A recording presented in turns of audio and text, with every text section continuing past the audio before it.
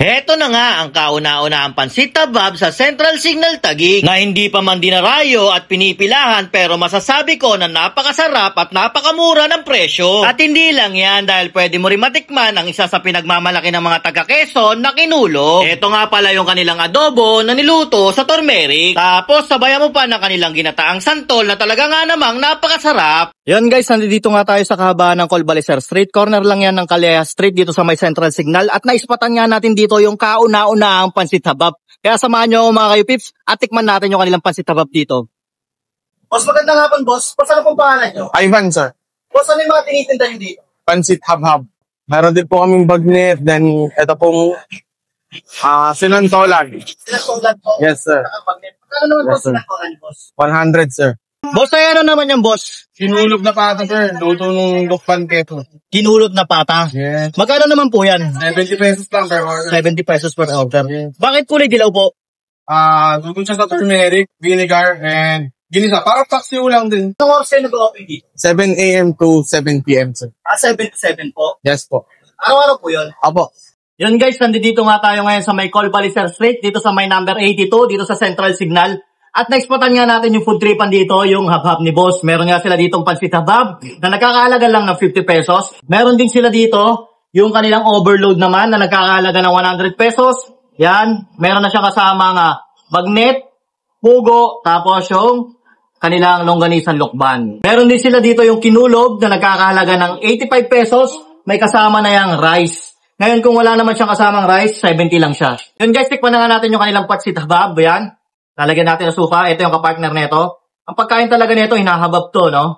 Yan. Ito natin.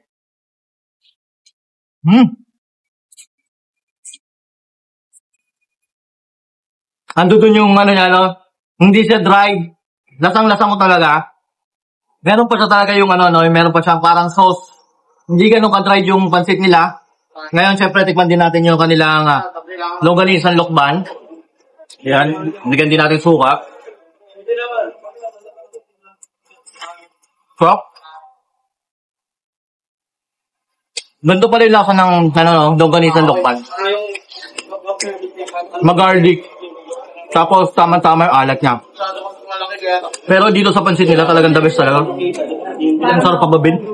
At syempre guys, hindi natin palalagpasin na hindi natin matikman yung isa pa sa specialty ng mga Tagalokpan, yung kanilang kinulob. Ito nga yung adobo sa dilaw, no? Yan, ang nilagay nila dyan, turmeric, wala yan toyo. Meron lang yan, yung natural na timpla ng adobo, pero ang nilagay nila dito, turmeric. Yan. Tikman natin. Yan, no? Tingnan nyo naman. Biso, ang laki ng laman, no? Hindi tinipid. Sa halagang 85 pesos, talagang sulit. Yan natin sa rice.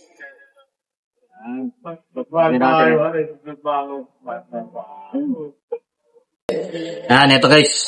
Man natin to. Bawasan natin kasi masyadong malaki yung karne.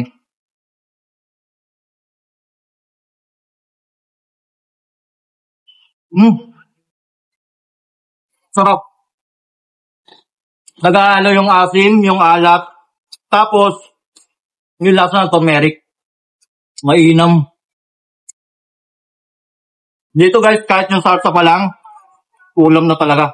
At yun guys, no, kung gusto nyo makatikim ng pansit habhab, dito lang ulit yan sa number 82, Colbalicer Street, dito sa may Central Signal Taguig. Eto nga yung habhab ni boss. So ano pang hinihintay nyo? Kayo na kayo dito.